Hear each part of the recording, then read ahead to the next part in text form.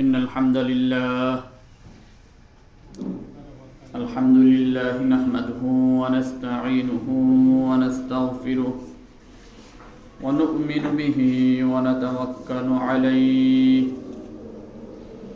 ونعوذ بالله من شرور أنفسنا من يهد الله فلا مضل له ومن يضلله فلا هادي له ونشهد أن لا إله إلا الله وحده لا شريك له لا وزير له ولا نظير له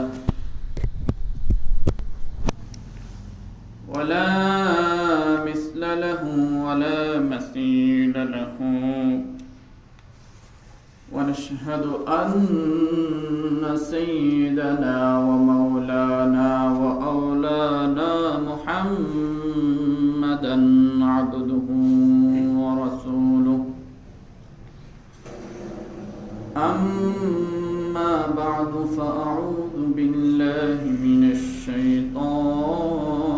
الشيطان الرجيم بسم الله الرحمن الرحيم إنا أنزلناه في ليلة القدر وما أدراك ما ليلة القدر ليلة القدر خير من 1000 شهر تنزل الملائكة والروح فيها بإذن ربهم من كل أمر سلام هي حتى مطلع الفجر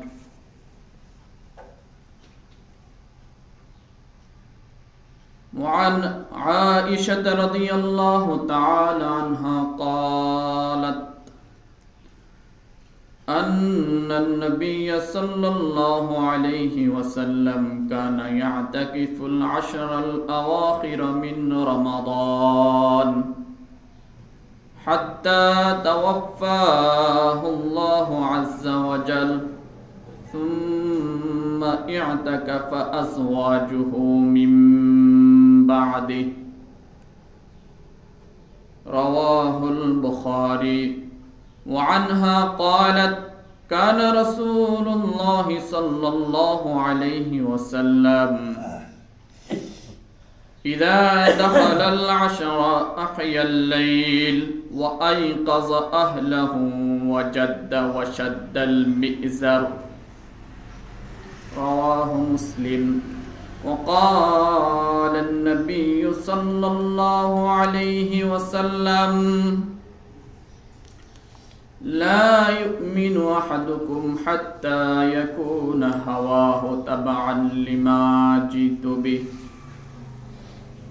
وعن أبي هريرة رضي الله تعالى عنه قال قال رسول الله صلى الله عليه وسلم من قام ليلة القدر إيمانا واحتسابا غفر له ما تقدم من ذنبه أو كما قال النبي صلى الله عليه وسلم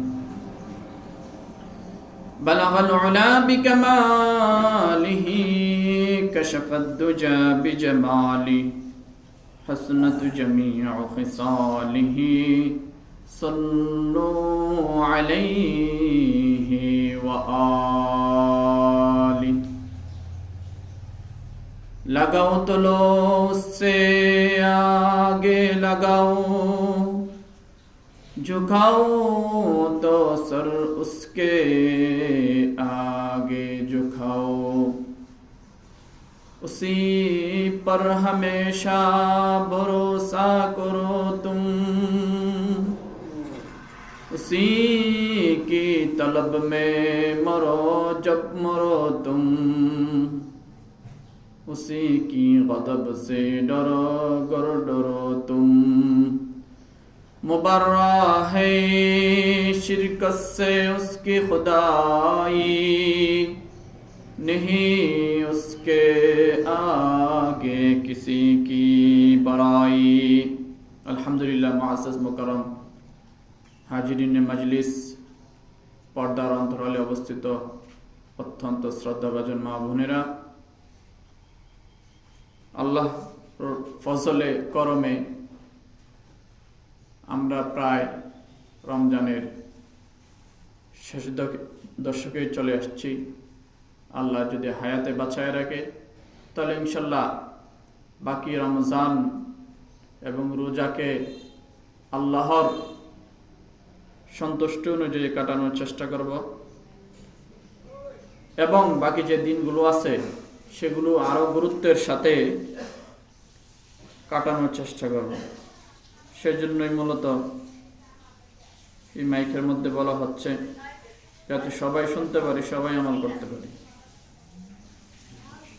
আমি 30 নম্বর পারা,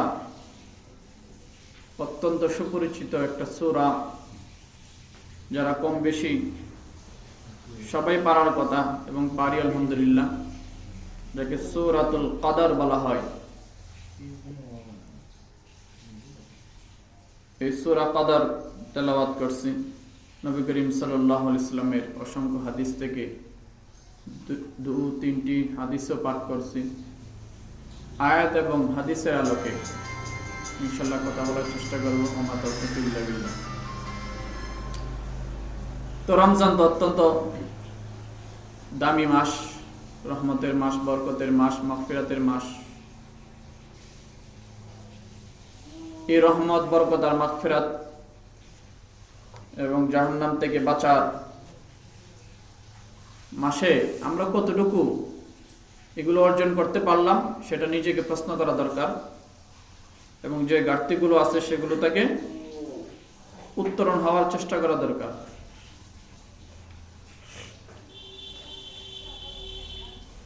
দুঃখ আর আফসোস আর পরিতাপের বিষয়, অত্যন্ত বরকতের মাসে, অত্যন্ত রহমতের মাসে, গুনাহ মাফির মাসেও আমরা যদি গুনাহ ক্ষমা করাইতে না পারি তাহলে আমাদের চেয়ে দুর্ভাগা, আমাদের চেয়ে হতভাগা এই আল্লাহর জমিন আর কেউ হইতে পারে না।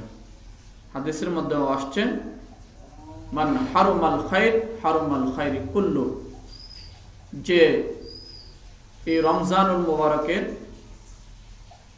কল্যাণ থেকে,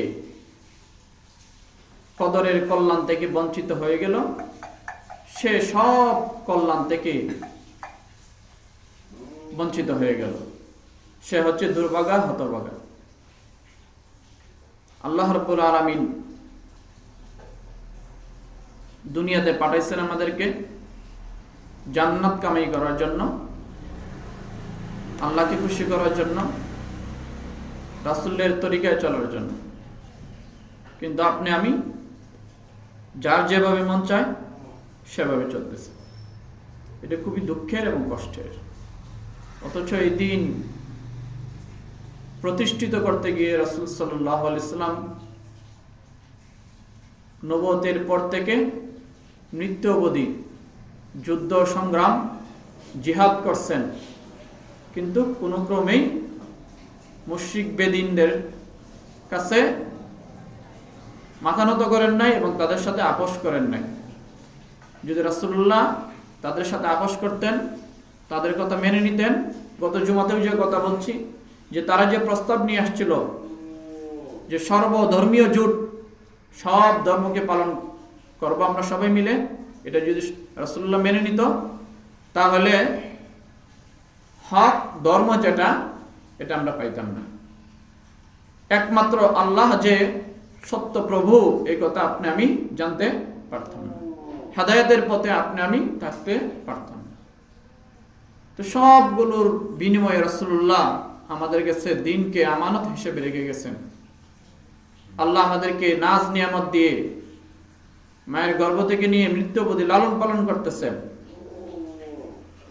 তার বিনিময়ে আল্লাহ রাব্বুল আলামিন আপনার আমার কাছ থেকে সামান্য যে ইবাদত বন্দেগী নির্দেশ দিচ্ছেন, হুকুম দিচ্ছেন, সেগুলো আমরা করতে পারতেছি না।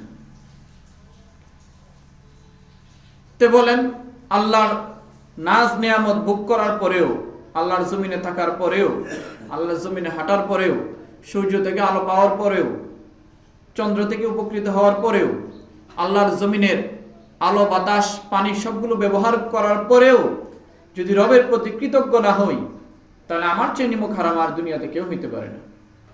ঠিক কিনা বলেন? ঠিক। দুনিয়াতে আপনাকে কেউ কাপড় দিয়ে, পরে টাকা পয়সা দিয়ে, বা যেভাবে সাপোর্ট দেওয়া দরকার সেভাবে যদি আপনাকে সাপোর্ট দেয়, আপনাকে ঘর বাড়ি করে দেয়, খাওয়া দেয়, বস্ত্র দেয়, যা যা প্রয়োজন চিকিৎসা দেয়, তখন এই মানুষের প্রতি যদি আপনি অকৃতজ্ঞ হয়ে যান, তার কথা যদি না শুনেন, তাহলে দুনিয়াতে আপনাকে আমাকে অকৃতজ্ঞ বলবে না, নিমুখ হারাম বলবে না, মানুষ খারাপ বলবে না। দুনিয়াতে তো আপনি আমি যে থাকতেছে, এটা তো আপনার আমার জুড়ে না, আপনার আমার ক্ষমতা বলে না, বরং আল্লাহ রাব্বুল আলামিন আমাকে সুস্থ হিসেবে বাঁচিয়ে রাখছেন বিদায় আপনি আমি মন যা চাই তা করতে পারতেছি। ঠিক না? আপনি আমি যদি সুস্থ না থাকতাম, তো মন যা চাই তা করতে পারতাম? আপনি আমি যদি পাগল হইতাম, আপনার আমার যদি হাত পা না থাকতো, চোখ না থাকতো, মেধা না থাকতো, বুদ্ধি না থাকতো, দেখতে না পারতাম, শুনতে না পারতাম, তাহলে মন যা চায় তা করতে পারতাম না। অথচ এইগুলো দুনিয়ার কেউ দেয় না, দিছে কে? আল্লাহ রাব্বুল আলামিন। আমরা যে কানে শুনি, এই কানে শোনার শক্তি কি দুনিয়ার কোনো মানুষ দিছে? চোখে যে দেখি, চোখে দেখার শক্তি কোন দুনিয়ার মানুষে দিছে? এই যে মাথা যে আমার সুস্থ সুন্দরভাবে কাজ করতেছে, এই কি দুনিয়ার কোনো ডাক্তারে দিছে? এই যে আমার অঙ্গ প্রত্যঙ্গ গুলো যেখানে যেগুলো সেট করা দরকার, যেখানে যেটা ফিটিং করা দরকার, ফিটিং অবস্থায় আছে, এটা কি দুনিয়ার কোন ইঞ্জিনিয়ারও দিছে? নাই, দেয় নাই। এগুলো দিছে কে? আল্লাহ রাব্বুল আলামিন। এগুলো আপনার আমার ব্যক্তি মালিকানা না, সবগুলো আল্লাহর পক্ষ থেকে আমানত স্বরূপ, সবগুলোই আল্লাহর পক্ষ থেকে আমানত স্বরূপ। এই আমানতের কি করা যাবে না? খেয়ানত করা যাবে না। যদি করি তা আল্লাহ রাব্বুল আলামিন বলছেন ইন্নাল আবরারা লাফি নাঈম ওয়া ইন্নাল ফুজ্জারা লাফি জাহিম। যে যারা আল্লাহর কথা মানবে না, মন যেভাবে চায় সেভাবে চলবে, ঠিক আছে, তাদের এক পরিণতির কথা বলছেন। আর যারা আল্লাহর কথা মানবে, নবীর তরিকায় চলবে, তাদের কথা একটা ডিক্লিয়ার আল্লাহ কি কোরআনের মধ্যে দিয়ে দিচ্ছে। অর্থাৎ যারা নেককার, দিনদার, পরহেজগার, ঈমানওয়ালা, আমানওয়ালা, তাদের ঠিকানা হবে কি? নাঈম, অর্থাৎ জান্নাত। আর যারা বদকার, পাপাচার, মন যেভাবে চায় সেভাবে চলে, তাদের ঠিকানা হবে জাহিম, অর্থাৎ জাহান্নাম। এবং এক এক পাপের এক এক শাস্তি আল্লাহ রাব্বুল আলামিন কি জাহান্নামের মধ্যে দিবেন। দুনিয়াতে যেরকম এক এক মুজরিমের, এক এক অপরাধীর এক এক রকম শাস্তি হয়, জিনাকারের এক শাস্তি, চোরের এক শাস্তি, ডাকাতের এক শাস্তি, পরে কি চাঁদাবাজের এক শাস্তি, ডাকাতের এক শাস্তি, পরে কি হত্যাকারী, লুণ্ঠনকারীর এক শাস্তি। আল্লাহ রাব্বুল আলামিনও যারা ঈমান আনবে না, নামাজ পড়বে না, রোজা রাখবে না, হজ করবে না, যাকাত দিবে না, হালাল হারাম মানবে না, মন যেভাবে চায় সেভাবে চলবে, তাদের জন্য এক এক জনের জন্য এক এক প্রকার শাস্তি কি করছেন? নির্ধারিত করে রাখছেন। সবগুলো সমূল বলার মতো সময় হবে না, যে বিষয় আলোচনা করার সেই বিষয়ে বলতে পারবো না। মোট কথা, আপনারা সবাই আকলমন, বুদ্ধিমান, বিবেকবান। আপনাদেরকে জাহান্নামের ভয় দেখিয়ে, জান্নাতের আশা দেখিয়ে কোনো লাভ হচ্ছে না। কিন্তু বিবেককে প্রশ্ন একটু করবেন যে দুনিয়াতে থাকতেছি, এই দুনিয়াও আমার না। যে হায়াত আমি পাইছি, এই হায়াতও আমার না, সবগুলো আল্লাহ রাব্বুল আলামিনের। সব আল্লাহ দিচ্ছেন। আল্লাহর জমিনে থাকি, হ্যাঁ, আল্লাহর জমিনে খাই পড়ি, আল্লাহর নাজ নিয়ামত ভোগ করি, তারপরেও কি আল্লাহর প্রতি একটু কৃতজ্ঞ হওয়া আমার দরকার না? আপনার বিবেককে প্রশ্ন করেন। আপনাকে আওয়াজ করে আর লাভ হবে না। যারা রোজা রাখতেছে না, নামাজ পড়তেছে না, হালাল হারাম মানতেছে না, তারা দুনিয়াতে কি এই পর্যন্ত কোনো ওয়াজ শুনে নাই? না সব সময় শুনতেছে? সব সময় শুনতেছে, কিন্তু নিজেকে একটুকু সে কি শুধরানোর চেষ্টা করতেছেন না। শুধরাইলে কোনো কিছু করার নাই। আল্লাহ রাব্বুল আলামিন আয়াতের মধ্যে বলেন, ফাযাক্কির ফাইন্না যিকরা তানফাউল মুমিনিন। হে নবী, আপনি আলোচনা করতে থাকুন আল্লাহর নাজ নিয়ামতের কথা, আল্লাহর হুকুম আহকামের কথা, বিধিবিধানের কথা। যারা কি মুমিন, যারা আল্লাহকে পেতে চায়, যারা জান্নাত পেতে চায়, তাদেরকেই ওয়াজ আর নসিহত কাজে দিবে। আর যারা মুমিন না, মুত্তাকি না, যারা মন মতো চলে, ব্যক্তি তার খাহিসাতের পূজারী, মনের পূজারী, তাদেরকে নসিহত করে কোন লাভ হবে না। আল্লাহ আরেক আয়াতের মধ্যে এই কথাও বলছে। সুতরাং এগুলো মুমিন মুসলমানদের জন্য বলা, মুত্তাকিদের জন্য বলা। মুত্তাকিদের কি আসবে? কাজে আসবে।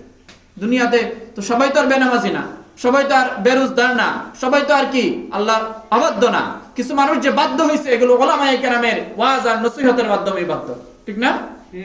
কারণ এখন তো নবী আর রাসূল নাই, যে কথাগুলো বলেন উলামায়ে কেরামে বলেন, আর উলামায়ে কেরামের কথার মাধ্যমে কিছু আসর আছে, কিছু মানুষের হেদায়েত আছে। আর হেদায়েত এজন্যই আছে যে তারা হেদায়েত চায়। যাই হোক, আল্লাহ রাব্বুল আলামিন বিশেষ করে যে রমজানের কথা বলছেন, আল্লাহ রাসূল সাল্লাল্লাহু আলাইহি ওয়াসাল্লাম যারা রমজানের রোজা মাফ করাইতে পারে নাই তাদের জন্য বদদোয়া করছেন। হাদিস তো আমি সবাই জানি।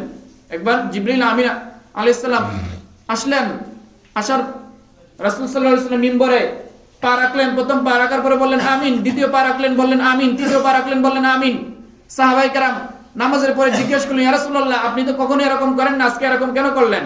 রাসূলুল্লাহ বললেন যে আমি প্রথম সিঁড়িতে পা রাখলাম, জিবরিল আমিন বললেন যে ব্যক্তি তার মাতা পিতাকে জীবদ্দশায় পাইল কিন্তু গুনাহ মাফ করাইতে পারলো না, মা বাবার সন্তুষ্টি অর্জন করতে পারলো না, সেই নিমক হারাম, সে ধ্বংস হয়ে যাক।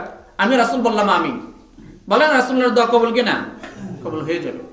এটা তো আল্লাহর পক্ষ থেকে আসছে। জিবরিল আমিন বলছে আর রাসূলুল্লাহ আমিন বলছে। রাসূলুল্লাহ আমিন বললে রাসূলুল্লাহ দোয়া করলে কবুল হবে না, এরকম তাও হইতে পারে না। এরপরে দ্বিতীয় সিঁড়িতে পা রাখলাম, জিবরিল আমিন বললেন যে ব্যক্তি রোজা পাইলো, রহমতের মাস পাইলো, বরকতের মাস পাইলো, মাগফিরাতের মাস পাইলো, গুনাহ মাফির মাস পাইলো, তারপরে তার গুনাহকে মাফ করাইতে পারলো না, সেও ধ্বংস হয়ে যাক। আমি বললাম আমিন। এরপরে জিবরিল আমিন বললেন যে আপনার নাম যে ব্যক্তি শুনলো তারপরে সাল্লাল্লাহু আলাইহি সাল্লাম পড়লো না, সেও ধ্বংস হয়ে যাক। আমি বললাম আমিন। এই তিনটা বড় বড় কারণ আছে, ওদিকে যাচ্ছি না। রোজাদার যারা রোজা রাখে না, নামাজ যারা পড়ে না, বেনামাজির এক শাস্তি আছে। যারা যাকাত দেয় না তাদের শাস্তির কথা বলছি, যারা রোজা রাখে না তাদের শাস্তিও আছে।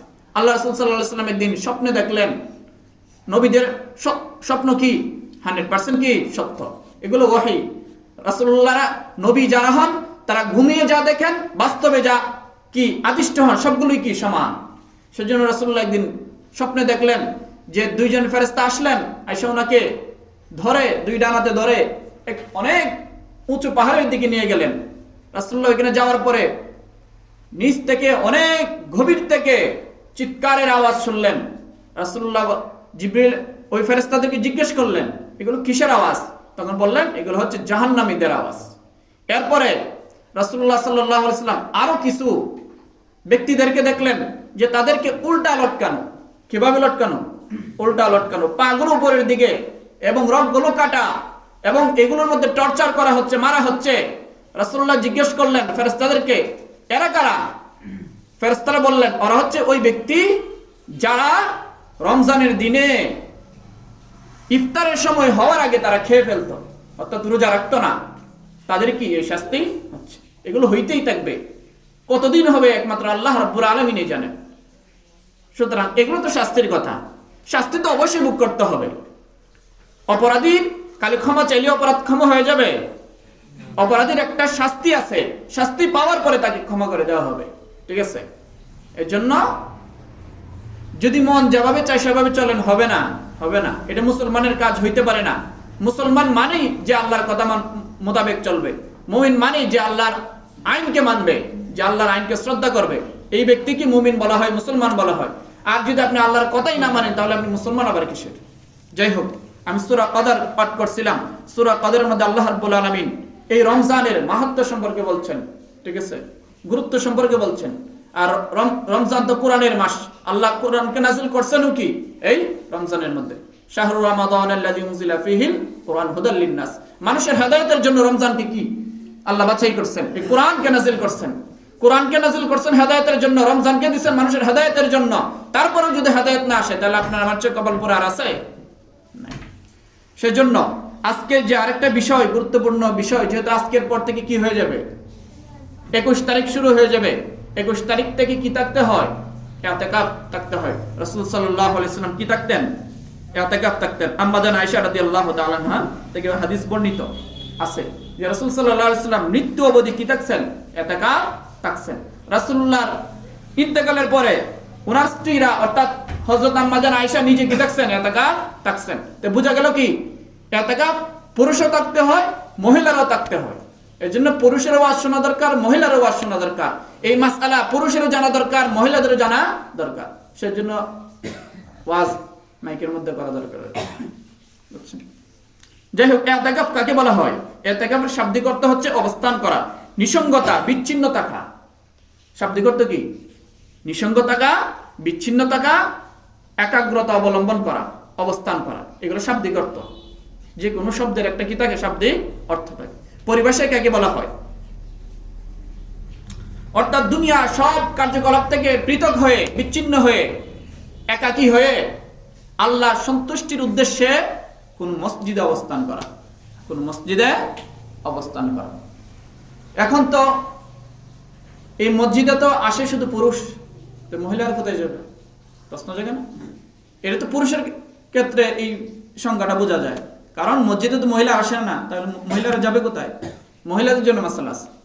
তারা যেহেতু মসজিদে আসতে পারে না, ঠিক আছে, এবং আসে না, না আসার তো অনেক কারণ। আসা নাজায়েজ না, অনুচিত, মাসলা জানতে হবে। বর্তমানে বাংলাদেশ সহ, বাংলাদেশে তো বেশি সচরাচর নাই গ্রাম অঞ্চলে, কিন্তু বিশ্বের নানা জায়গায় কি মহিলারা মসজিদে যায়, এবং শহর অঞ্চল মহিলারা কোথায় যায়? মসজিদে যায়। কারণ মসজিদে যদি না যায় তাহলে তো ওরা বাজারে যায়, নামাজ পড়বে কই? রমজানের দিন আসছে রোজা রাখার জন্য, আল্লাহর ইবাদত বন্দেগী করার জন্য, যাবে যে মার্কেটে, সকালে আসবে কখন? রাত্রে 10টার সময়। আছে না এরকম মানুষ? কিছু আছে তো। তো আচ্ছা, মার্কেট করতেছে একটা না অন্যায় করতেছে, আচ্ছা না নেই করতেছে, ধরেন ভালো কাজই করতেছে, মার্কেট করতেছে, কেউ অজুহাত আছে, স্বামী নাই, ভাই নাই, বাবা নাই, যাইতেছে, আচ্ছা কাপড় চোপড় কিনতে হবে, ওইটা তো আরেক মাসালা, অন্যদিকে যাব, গেলে আবার অন্য আলোচনায় চলে যাব। যাই হোক, কিন্তু নামাজ তো পড়তে হবে। নামাজ পড়বে কোথায়? বাড়িতে তো আসতে পারবে না, মার্কেট করবে। এই জন্য মসজিদে, শহরগুলোতে মহিলাদের জন্য ব্যবস্থা থাকে এবং ব্যবস্থা রাখা দরকার, কারণ নামাজ তো ফরজ। এটা কি তরক করা যাবে? তরক করা যাবে না। কিন্তু মহিলা তো নামাজ পড়ে না। পরে শহরে গেলে কি পরে কয়জন আছে? হাতে গোনা কয়েকজন আছে যারা একটু দিনদার আর কি, যারা মার্কেটও করে আবার দিনদারিও করে। তাদের জন্য কি শহরে মসজিদের ব্যবস্থা রাখা, মানে আলাদা ব্যবস্থা রাখা দরকার। এজন্য বিভিন্ন জায়গায় আছে। এজন্য মহিলাদের জন্য মসজিদে যাওয়া কিনা নিষেধ না, তবে অনুৎসাহিত করা হয়েছে। অর্থাৎ মহিলারা মসজিদে যাওয়ার চেয়ে ঘরে পড়া ভালো। কেন? কারণ এটা হচ্ছে ফিতনার যুগ। কিশোর যুগ। যাবে নামাজ পড়তে, এটা নামাজ হবে না, পরে আরো কি সমস্যা হয়ে যাবে। কারণ সব শয়তান কি রেডি থাকে শয়তানি করার জন্য। সেজন্য মা বোনরা ঘরে নামাজ পড়া কি উত্তম, এবং সেটাকেই উত্তম মসজিদ তাদের জন্য বলা হয়েছে। এজন্য তাদের জন্য ইতিকাফটাও মসজিদে না কইরা ঘরে করাটাই কি উত্তম। এজন্য পুরুষরা করবে মসজিদে, মহিলারা করবে কোথায়? বাড়িতে। কিভাবে করবে? পুরুষরা তো 21 তারিখের 20 তারিখের সূর্য ডুবার আগে আগে, অর্থাৎ আজকে 20 তারিখ না, আজকের সূর্য ডুবার আগে আগে মসজিদে কি চলে আসবে। এবং আরেকবার শাওয়ালের চাঁদ উঠলে, ঈদের চাঁদ উঠলে, শাওয়াল ঈদের চাঁদ মানে কি? শাওয়ালের চাঁদ। শাওয়াল মাস, আরবি মাস। রমজানের পরে কোন মাস? তাহলে রমজান মাসে একটা জানি আমরা দুনিয়াতে আছি। আর আরবি কোন মাসের নাম জানি? রমজান মাস জানি শুধু। 12 মাসের মধ্যে কোন মাস? রমজান মাস। এরপরে আর কোন আউয়ালে আখেরে আর কোন মাসের নাম জানি? জানি না। পরে হচ্ছে শাওয়াল মাস, খুব কম জানি। ঠিক আছে। আচ্ছা, শাওয়াল মাসের 1 তারিখ কি হয়? ঈদ হয়ে যায়। সেজন্য ওই চাঁদ উঠলে পরে কোথায় আবার চলে যেতে পারবে পুরুষরা মসজিদ থেকে। থাকলে কি লাভ? অনেক লাভ না? আচ্ছা, যাই হোক, পর মহিলারা কোথায় থাকবে? মহিলারা নিজেদের ঘরের মধ্যে, যেখানে একটু একাকী থাকা যায়, অথবা যেখানে পুরুষ যেতে পারবে না, ঠিক আছে, এবং কেউ যেতে পারবে না, ঠিক আছে, কোনো পুরুষই সেখানে যাবে না, বা সচরাচর সেখানে যায় না কেউ, ঠিক আছে, এবং এখান থেকে সে বেরো হইতে পারবে। ঘরের মধ্যে থেকে সেপারেট একটা জায়গা নির্ধারিত করে নিবে, এই জায়গার ভিতরে থাকবে, তাইকা ওইখানে আল্লাহ বিল্লাহ করবে, জিকির আজকার করবে, কোরআন পড়বে, জিকির করবে, ইবাদত বন্দেগী করবে, ঘুমাবে ওইখানে থেকে বের হবে না। শুধু বের হবে কিসের জন্য? পুরুষ এবং নারী জরুরত সারার জন্য। জরুরত কি? প্রস্রাব পায়খানা করার জন্য। কারণ ঘরের ভিতরে তো প্রস্রাব পায়খানার ব্যবস্থা নেই, যেখানে আছে সেখানে গিয়ে করতে পারবে, পুরুষ হোক নারী হোক, ঠিক আছে। আবার পুরুষদের তো আর রান্না বাড়া করতে হয় না, সেজন্য মসজিদে চলে আসবে, বসে বসে খাবে, আলহামদুলিল্লাহ। সুখ না? সুখের কথা। আবার মহিলারা যদি এতেকাফে বসে, তো মহিলারা ঘরে বসে বসে রান্না করতে পারবে, এদের জন্য ফ্যাসিলিটি আছে। মহিলাদের জন্য কি আছে? ফ্যাসিলিটি আছে। ওরা যদি স্টোভ থাকে, ঠিক আছে, গ্যাসের চুলা থাকে, তাহলে যেখানে এতেকাফে বসবে ওই রুমে বসে বসে রান্না বাড়া যা আছে সব করতে পারবে, কিন্তু বের হইতে পারবে না। শুধু শর্ত কি?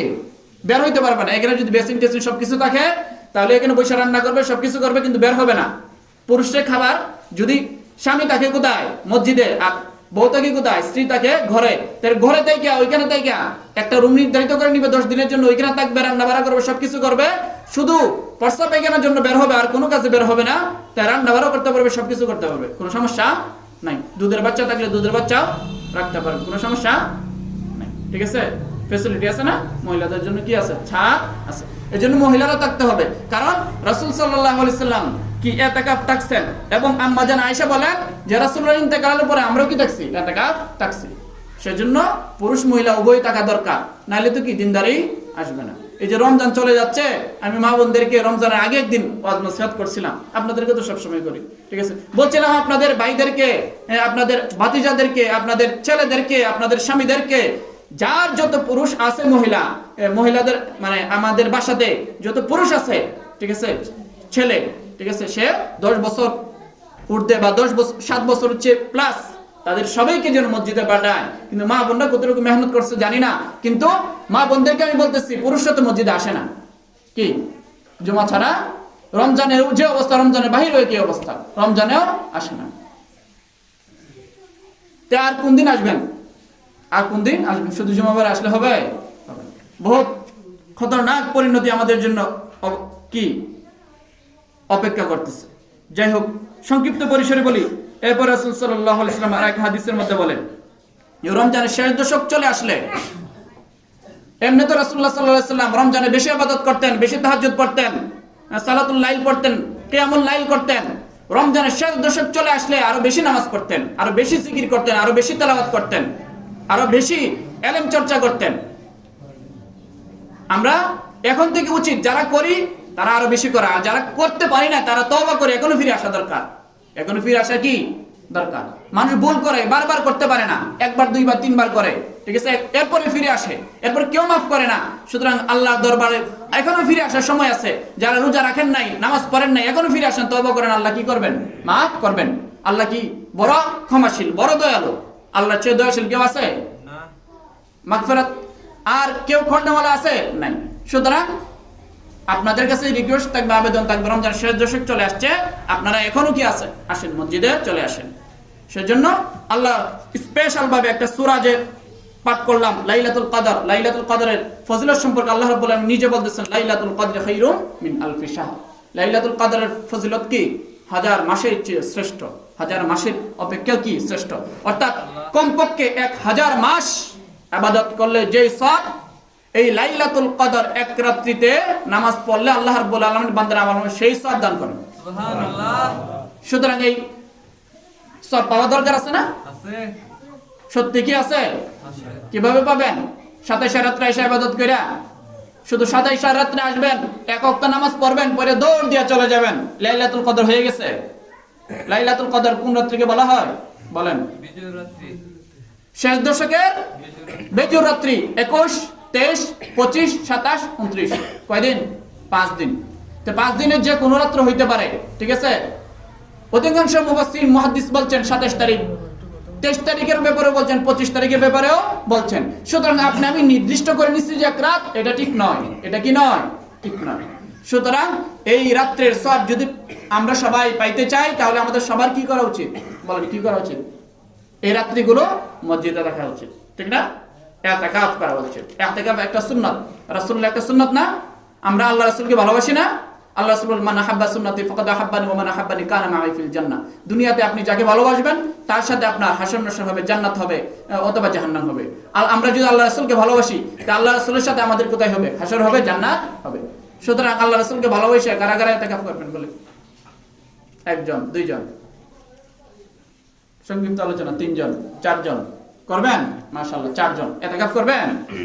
আর মিজান ভাইদের ওই পূর্বপাড়া পাঞ্জেখানা আছে না, ওইখানে ইতিকাফ করতে পারবেন। পাঞ্জেখানা তো করা যায়, কিন্তু জুমা পড়বেন কোথায়? এখানে এসে পড়বেন। মাঝখানে যাওয়া আসার সময় কোনো কথা বলা যাবে না, বুঝছেন?